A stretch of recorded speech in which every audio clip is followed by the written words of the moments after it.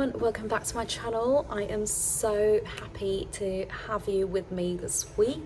Now, before we get started on this week's technique, just a quick mention about my membership options. Now, if you haven't already done so, go check them out. There's a little something in there for everybody. If you're looking for more inspiration, some ideas to get started on your projects, this is absolutely for you. You will gain access to a few knit tutorials when you join, plus monthly tutorials that I will be releasing, and they are all exclusive to you, to members only. So if you haven't already done so, go ahead and check them out. There's a join button down below, and it will just show you everything that's available. So this week I will be showing you how to do a single motif on a silver reed machine. So the reason I'm doing this is because I've had students come over to me and ask me how to do this, because manuals seem a little bit confusing, and I found them a bit confusing, to be honest. So I thought it would be really good to do a demo to show it and make it a little bit easier for you guys to understand. So I will be using a feral punch card for this, and I will be demonstrating on a silver reed machine. But if you do have any other makes, just go check the information out online, or on a map, and you can just comment below if you don't quite understand how that works, and then I will translate it for you in knit language, I guess. So it is actually a really exciting thing, because with feral you obviously have the pattern going across the whole fabric, whereas for a single motif you have it in a particular section only. Okay, so if you're doing, say, for Christmas you're doing like a star pattern, or you're doing a little snowman or something, you can have it right in the center of your knit, or wherever you want it to be. Okay, so that's exactly what I'm going to be showing you how to do. You just need a few cams, and the settings are slightly different, so hopefully this will be something that you find really helpful. Again, if you've got any questions, just let me know and I will get them answered. So don't forget to hit that subscribe button for me, and share with your knit friends, and get everyone on board. Right, let's get started.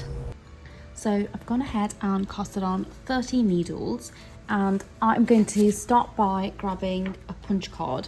So the one that I'm using is the pre-punched card, number 5, and it's got a motif of a bear. So if you notice, the pattern fills up the whole card. Okay, so it's a 24 stitch wide pattern.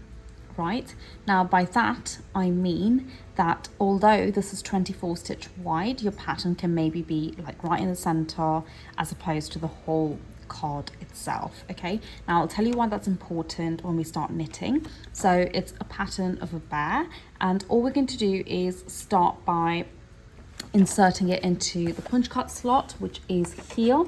And it's just as normal. Okay, so this works like a normal punch card in regards to the setup.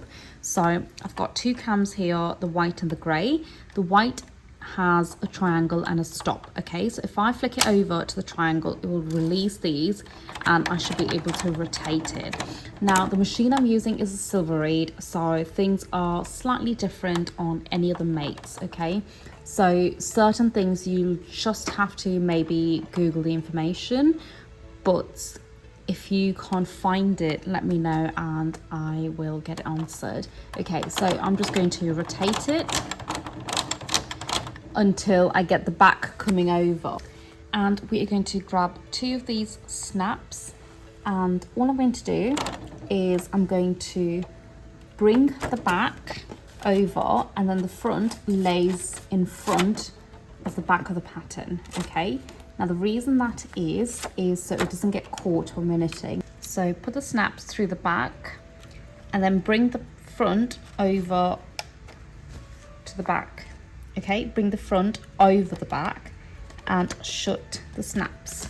So the front lays in the front and the back lays behind. Okay, same goes, the snap through the holes in the back, and then pop the front over and close the snaps. And now it should rotate without it getting caught here.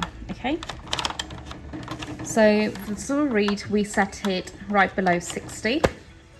Okay, and what we're going to do is start by making a selection on our carriage. So once it's on 60, you've got to go ahead and flick this white cam back onto stop, which is a circle. The grey stays on S, which is like short and long, okay? Now on the carriage, we've got to make a selection of the cams on the left and right, okay? So there's a cam here, a white one. It goes from stop to triangle, so this is stop and that's triangle. And then same goes on the right hand side of the carriage, okay? It goes from stop to triangle. And then you go ahead and knit across one row. And now we are going to grab 2 magic cams, okay? So these are your magic cams, and you've got one for the left and one for the right, okay? So the left and the right. And what we're going to do is we're going to put these over on our carriage. Now, if you notice this little section on your carriage, okay, it's got a little hole here, and that's where the magic cam goes. So the first thing you've got to do is move the side levers back to the circle position. Simply put this in here and screw it on. Okay, so you can see now it's fixed. You do the same thing on the right hand side and simply screw it on. And now you can move the side levers back to triangle on both sides, okay? So once you've done so, you've got to then go ahead and grab your point cams, okay? So these are your point cams, these little things, and there's a left and a right one again, okay? So just make sure you do grab the right ones. And we are going to place these on the needle bed, okay? So these point cams go in between the 12th and the 13th needle on both sides, okay?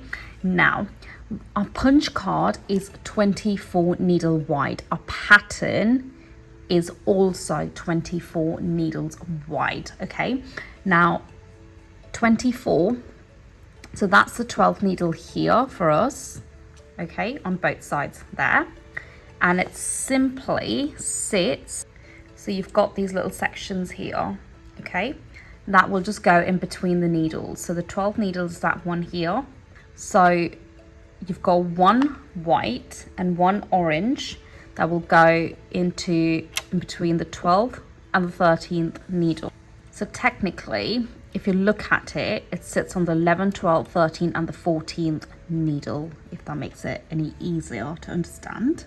Okay, now what I want to point out, which is very important and which, you know, I don't think manuals actually explain very well, is if your punch card or if your pattern on the punch card is smaller than 24 needles, okay, so say it's 10 needles wide only, so my 10th needle is here, it needs to fall in between the 10th and the 11th needle, like so.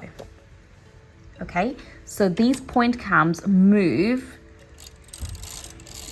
in accordance with your pattern, okay? The pattern we're using is actually 24 needles wide, which is why it falls in between the 12th and the 13th needle. But if it's any smaller, make sure it sits in the right section of the needles, okay? So that's the 12th one on the left for me, so I'm going to go ahead and place that on there. Okay, so once your point cams are placed, we've got one more step to do, and that's going to be our yarn separators, which are these little guys here, and these will fall on the side of your needles. There's no left and right, they're both the same. So they sit 3 needles away from your working needles. Okay, so we've got a last working needle here, so you've got 3 empty needles here, and these will then sit down there. And the same goes on the right hand side. You've got 3 needles here, and it simply just slides on there. And that's all the setup. Now it's quite a lot to remember, so if I just go through it once more, you first do your punch card, okay, and then you do your magic cams on the carriage, these ones here, then you do your point cams, okay. So the point cams basically tell the machine or the carriage where the pattern sits, okay? So if you're doing the pattern all over, you want to have a few of these telling the machine in what sections to knit the motif, okay? Then you've got your yarn separators on both sides. You've got 3 things, okay? 3 different accessories, I suppose. Okay, so that's done now. And now we can officially start knitting. Okay, so firstly, I think I made a mistake. So your punch card needs to sit right below 1, okay, and above 60. Your cam, the white one, needs to go on from circle to triangle, okay. Then on your carriage, make sure the cams on the left and right are also on triangle. And then your center cam needs to go on F. You pick your second color, so we are going to be knitting the pattern in white. Tie it on the clamp, and it sits right in front in that, through that little slit in the feeder in front of the base yarn, which is the pink yarn. So now we've made all our selections, and we can continue, or we can just carry on knitting.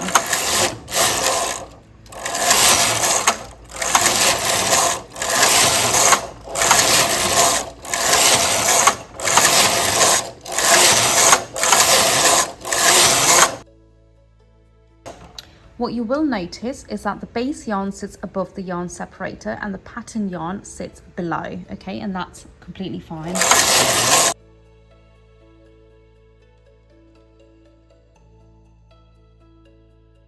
Now, once you are done knitting the pattern, what I would recommend is, if you're no longer going to do it, just going to do plain knitting, to take off all of your cams and your accessories, okay? So take all of these off. Again, you don't have to do it, but I personally prefer to do so. So just take it off and deselect all of your functions. So on your carriage, go back to the center, and then on your punch card, go back to circle, and then just knit.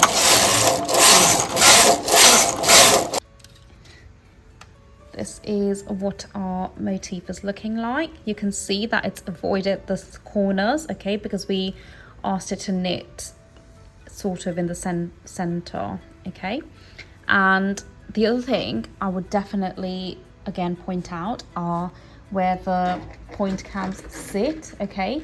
Make sure that they sit in the right position, and if you've got, say you've got a longer fabric, okay, and you want the patterns to be on here and here, you've then got to do 2 sets of these cams. You've got to place it within there and within there, okay. So you've got to have more. The more placements you need, the more cams you're going to need. Right, I hope you enjoyed that, and I hope you found that very helpful. If you've got any questions, let me know, and I will see you next week. Bye.